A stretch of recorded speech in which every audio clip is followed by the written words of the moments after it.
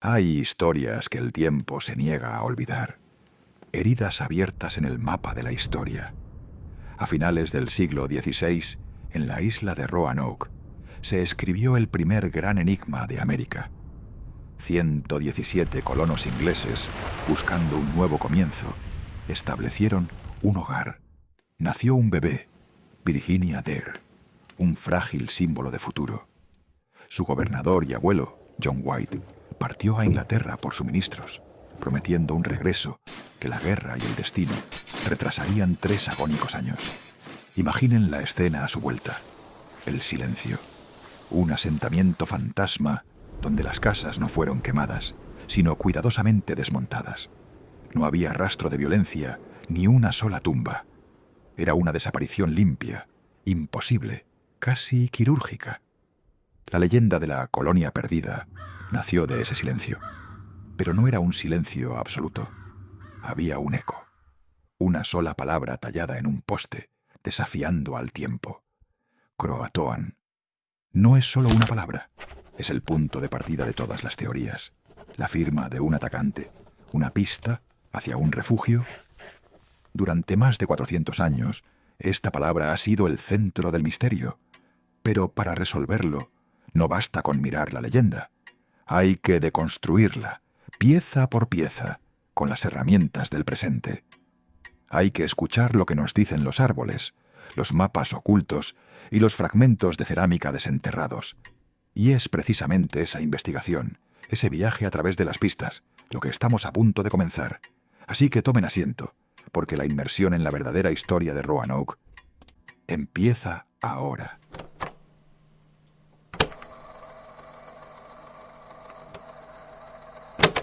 Bienvenidos a esta nueva inmersión en los enigmas de la historia. Hoy viajamos a los confines del Nuevo Mundo, a finales del siglo XVI, para enfrentarnos a un misterio que, aún hoy nos persigue: la colonia de Roanoke. El primer gran misterio americano, ¿verdad? Exacto, 117 colonos ingleses, hombres, mujeres, niños, incluido el primer bebé inglés nacido en América, Virginia Dare. Llegaron en 1587 y, 3 años después, simplemente se habían esfumado. Evaporado, como dice la leyenda, la famosa colonia perdida. Pero, ¿y si esa leyenda nos ha estado distrayendo? Los documentos, la arqueología, incluso la ciencia climática nos ofrecen pistas. Fragmentos. Pistas que sugieren algo diferente. Sí, hoy vamos a seguir esas pistas. Nuestra misión: explorar la posibilidad de que no fuera una desaparición inexplicable, sino quizá una estrategia de supervivencia. ¿Y si la colonia perdida en realidad encontró su propio camino? Para entenderlo, hay que situarse. Finales del XVI. Inglaterra, bajo Isabel I, quiere su trozo del pastel del Nuevo Mundo. España domina, pero Inglaterra desafía. Y Sir Walter Raleigh es el promotor de este sueño. ¿Correcto? Tras un intento militar fallido antes, en 1587, envía esta expedición con familias. La idea era crear una base permanente, la ciudad de Raleigh. Pero el lugar elegido, la isla de Roanoke, ya tenía sus problemas. Problemas con las tribus locales, ¿no? Había habido roces anteriores. Sí, tensiones previas y, sobre todo, una dependencia total de los suministros desde Inglaterra.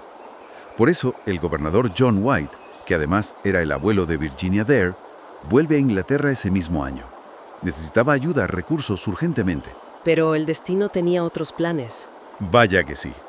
Estalla la guerra con España, la famosa Armada Invencible, y White se queda atrapado en Inglaterra. No puede volver. ¿Cuánto tiempo? 3 larguísimos años. Imagina la angustia. 3 años. Y finalmente, en agosto de 1590, logra regresar, el día del cumpleaños de su nieta, además. Y lo que encuentra es escalofriante. Describe la escena. Es clave. Pues llega y... silencio. No hay señales de lucha, no hay cuerpos, ni un rastro de violencia generalizada.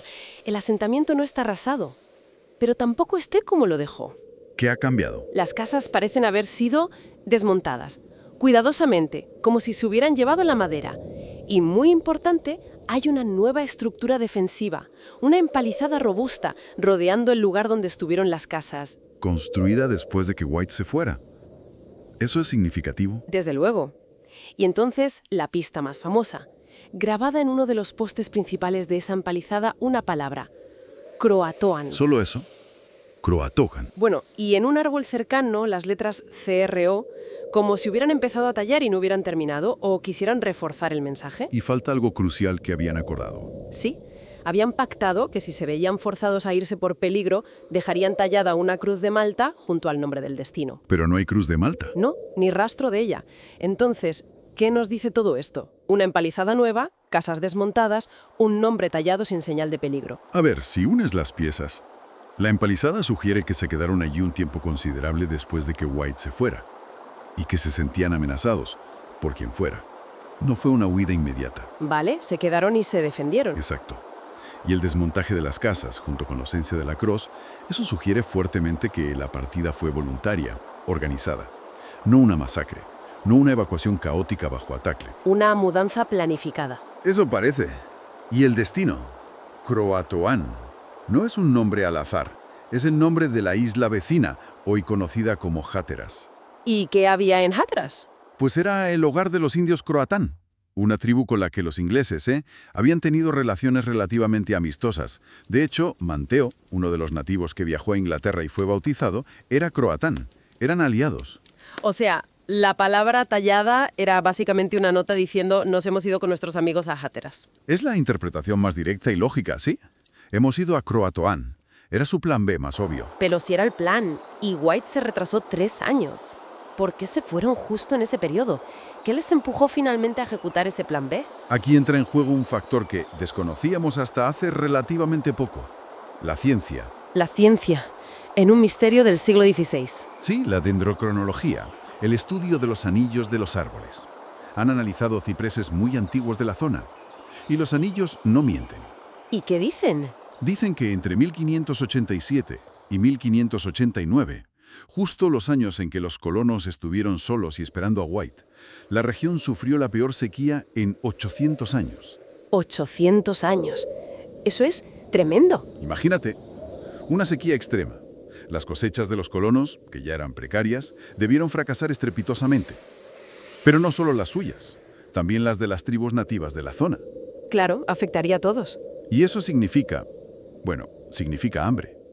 Significa competencia brutal por los pocos recursos que quedaban. Agua, caza, lo que fuera. Las tensiones con las tribus vecinas, que ya existían, debieron dispararse. La situación se volvió insostenible. Exacto. Vivir en Roanoke, aislados, sin suministros y en medio de una sequía apocalíptica y creciente hostilidad, era imposible. La sequía, muy probablemente, fue el catalizador final, lo que les obligó a decir, nos vamos, ejecutamos el plan. Ir a Croatoan, con aliados, o buscar otro sitio, era la única opción. Vale, la sequía como detonante tiene mucho sentido, pero aún así, la idea de la masacre persiste mucho en el imaginario popular. ¿Podemos descartarla del todo? ¿O quizás un ataque español? ¿Eran los grandes enemigos? Vamos a ver. La masacre es una teoría muy cinematográfica, ¿verdad? Pero arqueológicamente, en el sitio de Roanoke no hay pruebas. No han aparecido fosas comunes, ni acumulaciones de armas, ni restos humanos que indiquen una matanza allí. ¿Y los españoles? Sabemos que los españoles buscaban la colonia para destruirla, sí, pero sus propios registros son muy detallados. No hay constancia de ningún ataque exitoso a Roanoke en ese periodo. De hecho, una patrulla española llegó a Roanoke poco después del regreso de White, en 1590, y lo encontró igual de vacío. Lo documentaron. Entonces, ni masacre en el sitio, ni ataque español documentado. Correcto. Por eso, la teoría que mejor encaja con la falta de violencia en el sitio, el mensaje, la ausencia de la cruz y el contexto de la sequía es la de una dispersión voluntaria, una reubicación. Y, con el tiempo, la asimilación. Mencionaste antes un plan B explícito, aparte de Croatoan. Sí, White escribió que habían hablado de otra posibilidad, moverse unas 50 millas hacia el interior, hacia el continente, lejos de la costa, buscando quizás tierras más fértiles o mayor seguridad. 50 millas tierra adentro. ¿Hay algo que apoye esa idea? Más allá de las palabras de White. Aquí es donde la historia da otro giro fascinante, ya en nuestro siglo. En 2012, unos investigadores estaban estudiando un mapa de la zona dibujado por el propio John White. El mapa conocido como Virginia Parse. El gobernador era también cartógrafo y dibujante, ¿cierto? Y muy bueno. Pues bien, usando técnicas de imagen avanzadas, miraron debajo de un parche de papel que había sido pegado sobre una zona del mapa. ¿Un parche? ¿Para corregir algo? O para ocultar algo. Y debajo del parche encontraron un símbolo, dibujado con tinta invisible o muy tenue. El símbolo de un fuerte, una especie de estrella de 4 puntas. ¿Y dónde estaba ubicado ese fuerte oculto en el mapa? Pues estaba a unas 50 millas al interior desde Roanoke, justo en la confluencia de los ríos Roanoke y Chowan, en lo que hoy es el condado de Bertie. Exactamente la distancia y dirección del plan B. Vaya, eso es. Es muy sugerente, ¿verdad? Un posible destino secreto marcado en el mapa por el propio gobernador. ¿Y se ha encontrado algo en esa zona, en el terreno? ¿Arqueología? Sí, se han realizado excavaciones en esa área del condado de Bertie, en sitios que llaman Site X y Site Y, cerca de donde el mapa marcaba el fuerte, y han encontrado cerámica. Cerámica nativa, imagino. Nativa, sí, pero también cerámica inglesa, específicamente cerámica doméstica del tipo Surrey Hampshire, que es justo el tipo que usaban los colonos de Roanoke en esa época, y aparece mezclada con los restos nativos. ¿Cerámica inglesa tierra adentro? ¿A 50 millas? ¿Mezclada con nativa? Eso apunta a convivencia. Exacto. Sugiere que pequeños grupos de colonos podrían haberse asentado allí, viviendo entre o muy cerca de las comunidades nativas. Quizás ese fuerte era un punto de encuentro o un pequeño asentamiento. Increíble. ¿Y qué hay de Croatoan, de Hatteras? ¿También hay pruebas arqueológicas allí? También, en Hatteras, en un sitio llamado Cape Creek, que se corresponde con el principal poblado croatán de la época, la arqueología ha desenterrado bastantes artefactos europeos del periodo. ¿Qué tipo de artefactos? Pues mira, cosas como un anillo de sello de oro inglés, la empuñadura de un estoque, una pizarra para escribir con un estillo de plomo, fragmentos de cobre trabajado, objetos que indican presencia europea. Vale. ¿Objetos personales o comerciales? Sí, pero hay algo aún más revelador. Han encontrado escaba de martillo. ¿Escala de martillo? ¿Qué es eso? Son las pequeñas escamas de metal que saltan cuando un herrero trabaja el hierro al rojo vivo. Es un residuo muy específico de la forja. ¿Un herrero trabajando allí? Exacto. Encontrar eso sugiere no solo una visita puntual, sino la presencia de artesanos ingleses, como herreros, trabajando allí durante un tiempo prolongado, probablemente junto a los croatan, quizá reparando herramientas o fabricando objetos. Vale, entonces, si juntamos todo, el mensaje croatoan, la falta de señal de peligro, la terrible sequía, el plan B de ir 50 millas al interior, el fuerte oculto en el mapa de White, la cerámica inglesa en esa zona interior y los artefactos y la evidencia de herrería en Hatteras Croatoan. ¿Qué imagen final nos queda? Pues la imagen que emerge es mucho más compleja y, en cierto modo, menos misteriosa que la leyenda. No parece una desaparición en el sentido de evaporarse. Parece más bien una dispersión deliberada y estratégica para sobrevivir. Dividiéndose. Muy probablemente. Parece que se dividieron en grupos más pequeños. Quizá un grupo se dirigió al interior, buscando tierras de cultivo más seguras, tal vez hacia ese lugar del fuerte en Bertie. Otro grupo, o quizás varios, fueron a Croatoan, a Hatteras, a vivir con sus aliados, manteniendo quizás un ojo en la costa por si volvieran los barcos ingleses. Y con el tiempo, sin que White pudiera volver pronto, sin rescate. Exacto. Con el paso de los años, sin contacto con Inglaterra, esos pequeños grupos dispersos se habrían ido integrando cada vez más en las sociedades nativas que los acogieron. Matrimonios mixtos, adopción de costumbres, se asimilaron. Su legado genético y cultural se diluyó, pero sobrevivieron. No se perdieron en el vacío. Esa es la conclusión a la que apunta la evidencia acumulada. No fue un único evento catastrófico, sino un proceso de adaptación y fusión cultural forzado por las circunstancias. Entonces, estamos reescribiendo la historia. No es la colonia perdida, es la colonia que se adaptó, que se dispersó, que se integró. Una historia de resiliencia increíble, ¿no? Sin duda. Una historia sobre los complicados y a menudo invisibles comienzos de la interacción entre europeos y nativos en Norteamérica. Mucho más compleja que un simple misterio sin resolver. El misterio perdura, claro, porque no tenemos esa prueba final y definitiva. No hay una carta de un colono diciendo «nos fuimos a vivir con los croatan si estamos bien». No hay una tumba fechada. Y lo desconocido siempre atrae. Desde luego, el mito es poderoso, pero la narrativa de la supervivencia planificada y la asimilación es hoy por hoy la que mejor se ajusta a todas las piezas del puzzle que tenemos. Esta nueva mirada a Roanoke nos obliga a pensar, ¿no?, sobre cómo entendemos esos primeros encuentros, esas historias fundacionales. Totalmente. Nos habla de la enorme capacidad humana para adaptarse, para buscar soluciones incluso en las situaciones más desesperadas. Y también sobre la permeabilidad de las culturas, cómo se mezclan y transforman. Y aquí lanzamos una pregunta para quienes nos escuchan.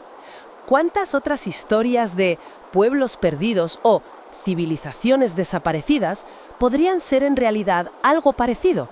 Historias de integración, de cambio, de adaptación, que quizás hemos interpretado mal, buscando siempre el drama de la extinción o el misterio insondable. Es una buena reflexión. A veces, la explicación más humana es la más probable, aunque sea menos espectacular. Nos encantaría saber qué piensan. ¿Les convence esta teoría de la dispersión y asimilación?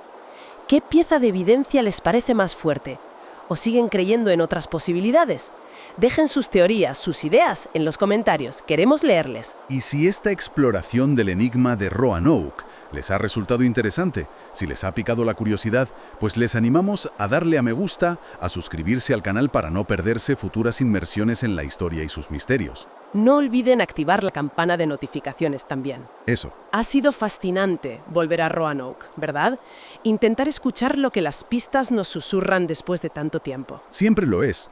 Un recordatorio de que la historia está viva y aún guarda secretos por desvelar. Pues gracias por acompañarnos en este viaje al pasado. Les esperamos en la próxima investigación.